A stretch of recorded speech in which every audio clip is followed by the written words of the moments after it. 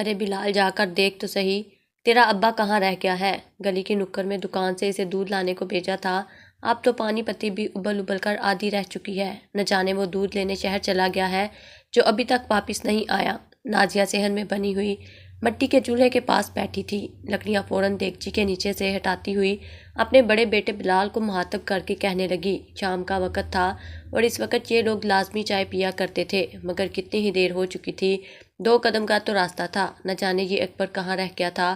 نازیہ ہاتھ چاٹتے ہوئے یوں ہی اٹھنے لگی تو اچانک گلی سے شور کی آواز آئی، ایسا لگ رہا تھا جیسے بہت سے لوگ مل کر کسی کو مار رہے ہوں۔ شور کی آواز سن کر نازیہ اور بلال ایک دوسرے کا چہرہ دیکھنے لگے۔ نازیہ گھر سے باہر جانے لگی تو بلال بولا، اماں تو یہیں رہ، میں خود جا کر دیکھتا ہوں، پتہ نہیں باہر گلی میں کیا ہو گیا ہے۔ بلال تیز تیز پیروں میں چپل پہنتا بھاگتا ہوا گھر کے دروازے تک آیا تھا، مگر نہ جانے اس نے باہر کیا منظر دیکھا کہ وہ بھی دروازے سے دوڑ کر باہر چلا گیا۔ جب نازیہ نے بیٹے کو یوں لڑائی جھگڑے میں پڑتے دیکھا تو وہ بھی پریشان ہو گئی، فوراً اٹھی اور کہنے لگی کہ بلال تو بھی لڑائی نہ شروع کر دینا، بیٹا تو ادھر کیوں جا رہا ہے؟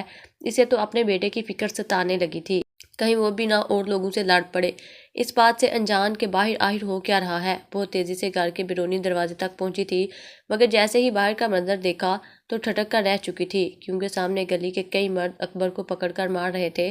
اکبر ان سے خود کو چھڑوانے کی کوشش کر رہا تھا، تبھی بلال بھی وہاں پر پہنچا اور اپنے ابا کو ان لوگوں سے چھڑوانے لگا، مگر ان لوگوں نے فوراً بلال کو پیچھے دھکیل کر کہا کہ بلال بیٹا تو ہمارے بیچ مت پڑ، تیرا باپ اسی قابل ہے، ارے اسے تو کوئی شرم ہے ہی نہیں، ایسا بے غیرت انسان تو ہم نے آج تک نہیں دیکھا، خود بھی عزت رکھتا ہے مگر اس کے باوجود دوسروں کی عزت پر ہاتھ ڈالتا ہے، آج میں اس کو نہیں چھوڑوں گا، اس کی بوٹی بوٹی کر دوں گا۔ یہ شور سن کر نازیہ کا ہاتھ اپنے سینے پر گیا تھا، آج پھر یقیناً اکبر نے گاؤں کی کسی لڑکی کو چھیڑا ہوگا، تب ہی گاؤں والے اتنی مار پیٹ کر رہے تھے۔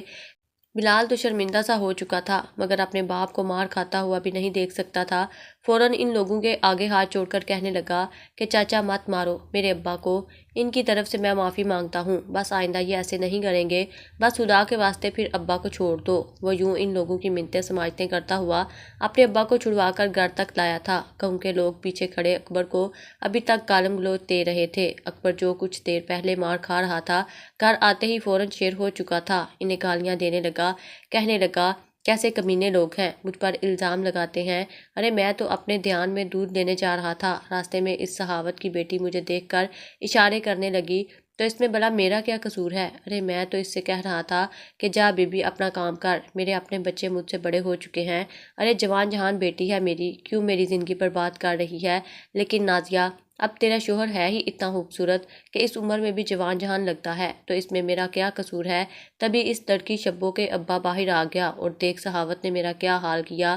نازیہ گونگی سی کھڑی اپنے شوہر کو دیکھ رہی تھی، گلی میں ابھی بھی شور کی آواز آ رہی تھی، جبکہ بلال ابا کو لا کر چارپائی پر بٹھا رہا تھا، اس کے بال بکھرے تھے اور گریبان پھٹ چکا تھا، دودھ کا شاپر تو کب کا وہیں گلی میں ہی پھٹ کر رہ چکا تھا۔ نازیہ اپنے شوہر کی عادتوں سے واقف تھی، وہ کس مزاج کا مالک ہے، وہیں 21 سالہ بلال بھی ابا کے پاس ہی سر جھکا کر بیٹھ چکا تھا۔ نازیہ نے ایک نظر اپنے شریف غیرت مند بیٹے پر ڈالی اور پھر اپنے شوہر کو دیکھ کر کہنے لگی، تجھے کوئی شرم حیا ہے بھی کہ نہیں؟ اگر تیرا بیٹا ایسی حرکت کرتا تو چلو دنیا کہہ بھی دیتی کہ کسی لڑکی کی محبت میں پڑ چکا ہے، اس لیے ایسی حرکتیں کر رہا ہے، ارے جوان ہے اور جوان ہون اکثر بھٹک جاتا ہے، مگر تو 2 بیٹے ہیں تیرے اور تیری ایک بیٹی کمرے میں بیٹھی منہ چھپائے شرم سے باہر نہیں آ رہی کہ بھلا ابا سے نظر کیسے ملا پاؤں گی؟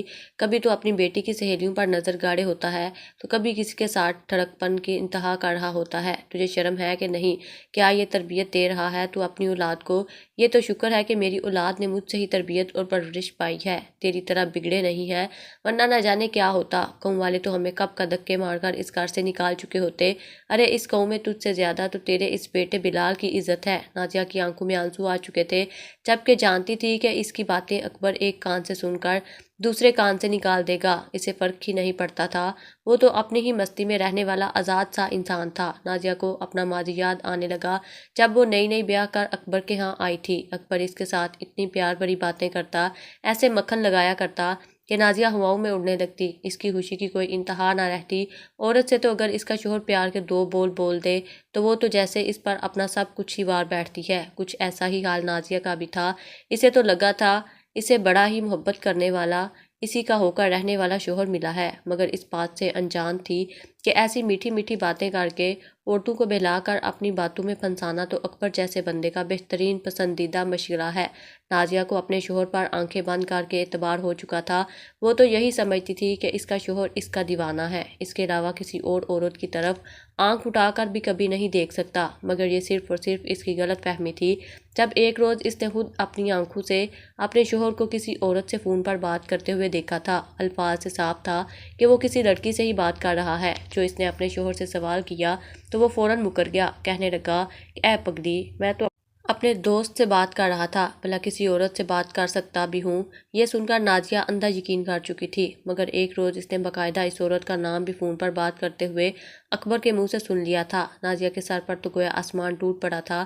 اسے تو اس قدر اکبر سے محبت ہو چکی تھی کہ جب اسے اس بارے میں پتہ چلا تو وہ داڑیں مار مار کر رونے لگی۔ اس نے تو اپنی جان لینے کی بھی کوشش کی تھی، چاقو اٹھا کر اپنی کلائی پر مار لیا تھا۔ خون اس قدر زیادہ نکلا تھا کہ وہ بے ہوش ہو گئی۔ اکبر کو تو جان کے لالے پڑ چکے تھے، فوراً اٹھا کر ہسپتال لے گیا، مگر یہ تو خدا کا شکر تھا کہ اس کی جان بچ گئی۔ اکبر نے جب اپنی بیوی کو اس حالت میں دیکھا تو فوراً توبہ کر لی۔ نازیہ کے سر کی قسم کھا کر کہنے لگا کہ نازو، میں تجھ سے بے حد محبت کرتا ہوں، بس بہک جاتا ہوں، مگر اب تیری قسم، میں ہمیشہ تیرے ساتھ ہی رہوں گا اور کسی کی طرف آنکھ اٹھا کر بھی نہیں دیکھوں گا۔ ایک مرتبہ پھر نازیہ دھیرے دھیرے اس کی باتوں میں آ گئی، یہ سمجھنے لگی کہ اس کا شوہر سچ مچ میں اس کی تکلیف کے بعد سدھر گیا ہے، مگر ایسا نہیں تھا۔ اکبر جیسے حسن پرست لوگ نہیں سمجھتے، وہ خود بھی بڑا ہی خوبصورت تھا، لڑکیاں تو اس پر ایسے ہی فدا ہو جاتی تھیں، اور یہ کسی کو بتاتا بھی نہیں تھا کہ یہ شادی شدہ ہے، جہاں تک کہ وہ ایک بیٹے کا باپ بھی بن گیا، مگر اس کے باوجود اس کی حرکتیں نہ سدھر سکیں۔ وہ یوں ہی کئی لڑکیوں سے دل لگی کرتا رہتا، کتنے ہی لڑکیوں سے ملاقات بھی کر لیتا، مگر آج تک اس نے اپنی حدود سے تجاوز نہیں کیا تھا۔ بس اسے خوبصورت لڑکیوں سے بات کرنے کا ہی اشتیاق تھا اور یوں اپنا دل بہلانے رکھتا۔ نازیہ نے کئی بار خودکشی کرنے کی کوشش کی، روتی رہی، ہر وہ حربہ استعمال کیا جس سے اکبر سدھر جائے، مگر اکبر ہر بار اس سے وعدہ کرتا کہ وہ سدھر جائے گا، مگر چند روز بعد ایک مرتبہ پھر بھول جاتا۔ ایک روز جب دونوں کے بیچ لڑائی شروع ہو گئی تو اکبر نے صاف صاف الفاظ میں سے کہہ دیا کہ آخر تجھے کس چیز کی کمی ہے؟ خدا نے تجھے 2 بیٹے اور 1 بیٹی عطا کی ہے، تیری ہر ضرورت میں تیرے کہنے سے پہلے پوری کر رہا ہوں، تیرے تمام حقوق کو پورے کرتا ہوں، اپنی اولاد کی ہر خواب خواہش کو پلکوں پر بٹھاتا ہوں، کبھی تم لوگوں کو کسی چیز کی کمی نہیں آنے دی، تو بھلا کیوں تم لوگ میری خوشیوں کے دشمن بنے ہو؟ اس کا تو صاف صاف یہ مطلب تھا کہ اکبر کبھی نہیں سدھرنے والا، اور یوں مجبوراً نازیہ کو بھی اپنے شوہر کے ہر ایک بات خاموش رہنا پڑا۔ اس کے چہرے سے تو جیسے ہنسی ہی مٹ چکی تھی، قسمت کا لکھا سمجھ کر کڑوا گھونٹ پی پی چکی تھی۔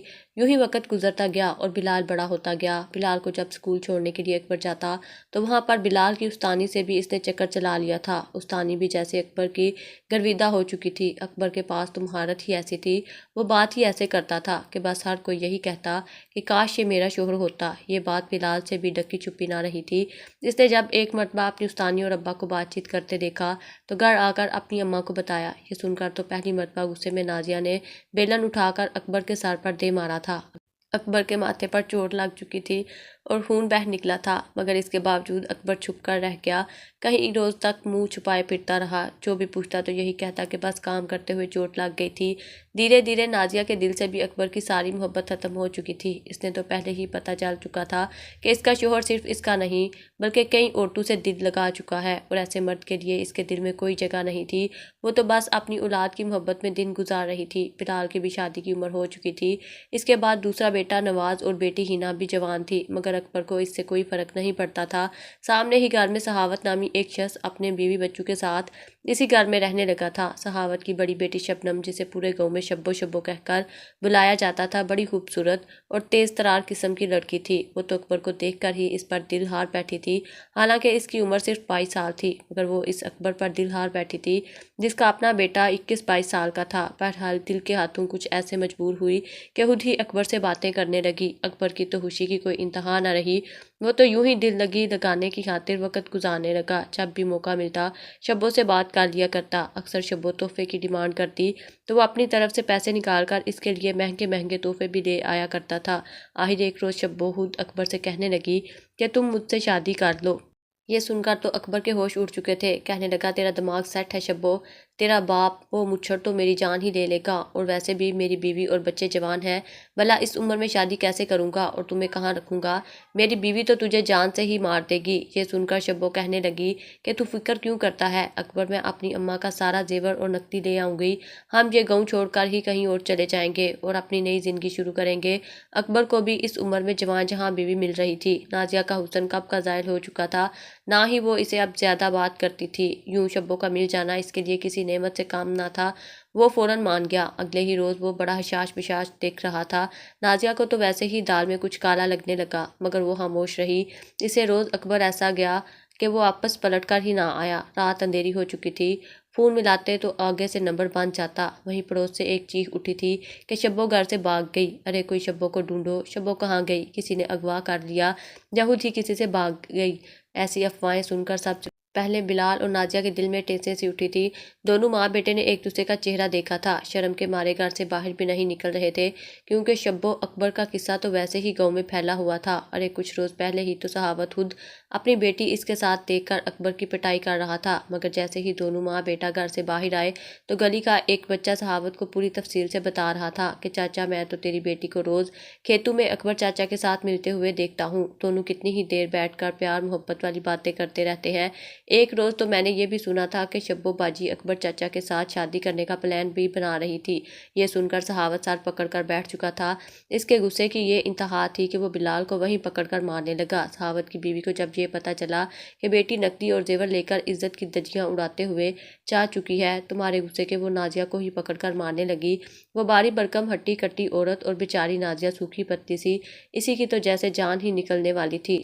جب گاؤں والوں نے آ کر ان کی ہاتھا پائی کو روکا تھا، صحاوت تو بپھرا ہوا تھا، فوراً پولیس میں رپورٹ درج کروا دی۔ نازیہ تو بیٹے کے گلے لگے پھوٹ پھوٹ کر رو رہی تھی۔ نازیہ کی بیٹی ہنا الگ نواز کے پاس بیٹھے پھوٹ پھوٹ کر رو رہی تھی کہ آخر اب کیا ہوگا۔ تبھی پولیس نے آ کر دروازہ کھٹکھٹا دیا۔ دروازہ کھولا تو پولیس ان سے تفتیش کرنے والے لگی طرح طرح کے سوال پوچھتی رہی اور وہ ہر ایک سوال کا جواب دیتے رہے۔ آخر میں یہ کہہ دیا کہ صبح تھانے کا چکر لگانا۔ بلال کہنے لگا کہ سر جی میں آ جاؤں گا، آپ کے ہر سوال کا جواب دے دوں گا، مگر پولیس افسر نے بلال کو کڑی نظروں سے دیکھنے کے بعد نازیہ سے کہا کہ تم آؤ گی، تمہارا شوہر یہ کرتوت کر کے گیا ہے، اس لیے تم ہی ہر سوال کا جواب دو گی۔ نازیہ تو پریشان سی ہو چکی تھی، اس کو جتنی بددعائیں یاد تھیں وہ جولی اٹھا اٹھا کر اکبر اور شبو کو دینے لگی۔ ساری رات ان کی کسی قیامت سے کم نہیں گزری تھی۔ جب اگلے روز دونوں ماں بیٹا تھانے تک گئے تو تھانے میں بلا وجہ کے سوال و جوابات شروع کر دیے گئے۔ 2 گھنٹے تک دونوں ماں بیٹا تھانے میں رہے اور پھر پولیس افسر یہی کہنے لگا کہ بہتر ہے 1 ہفتے کے اندر اندر اپنے شوہر کو ڈھونڈ کر لاؤ اور صحاوت کی بیٹی بازیاب کرواؤ، اگر ایسا نہ کیا تو میں تمہاری بیٹی کا رشتہ صحاوت سے کر دوں گا۔ یہ سن کر تو بلال کی غیرت نے جوش مارا تھا، وہ تو پولیس افسر کے گریبان تک کو پکڑنے کو گیا تھا، مگر اگلے ہی پل اس کی ماں نے اس کو پیچھے کیا۔ وہ پولیس افسر تو ہڑبڑا چکا تھا، کہنے لگا کہ اگر دوبارہ سے میں نے ایسی بدتمیزی دیکھی تو تمہیں لمبی قید کر کے اندر ڈال دوں گا اور ایسے ایسے کیس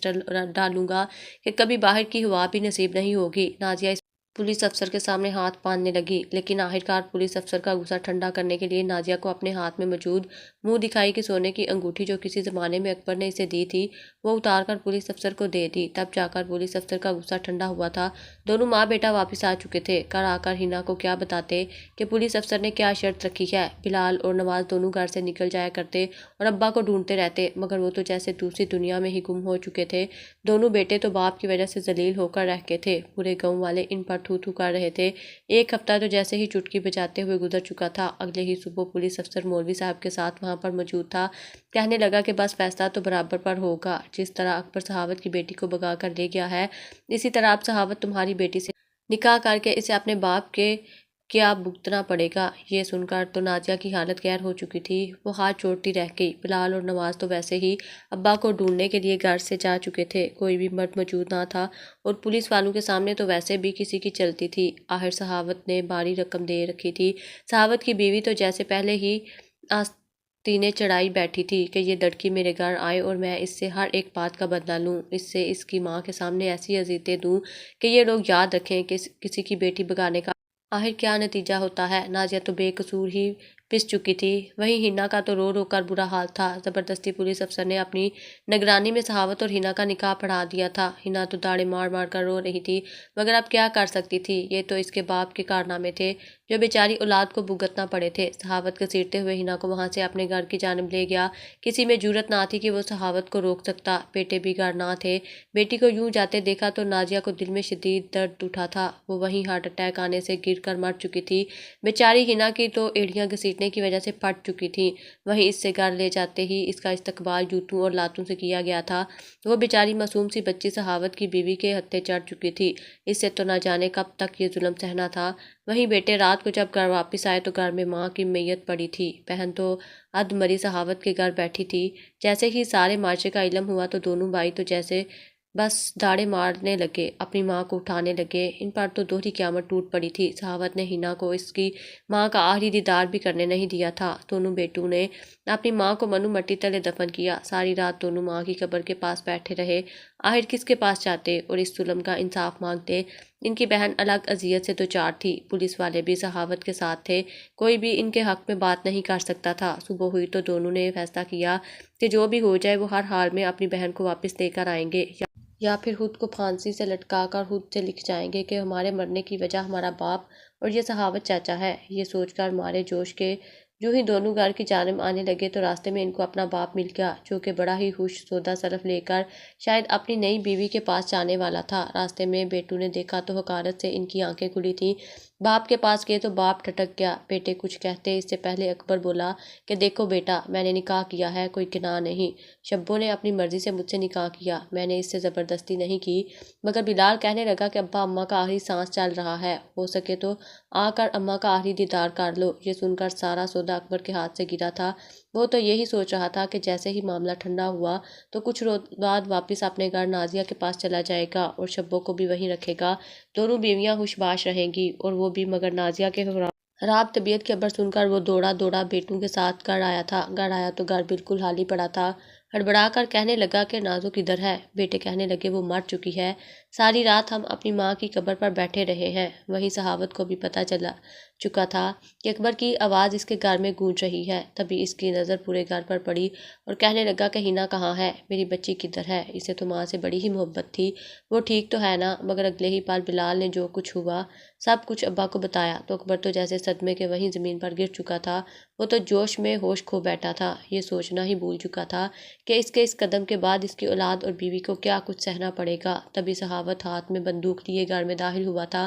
اکبر کی تو جیسے جان ہی نکلی تھی۔ اکبر سخاوت سے منتیں کرنے لگا کہ ایک دفعہ مجھے میری بیٹی سے ملنے دو، کہاں ہے میری بچی؟ میرے کیے کی سزا مجھے دیتے، میری بیٹی کو کیوں اس عذاب میں مبتلا کیا؟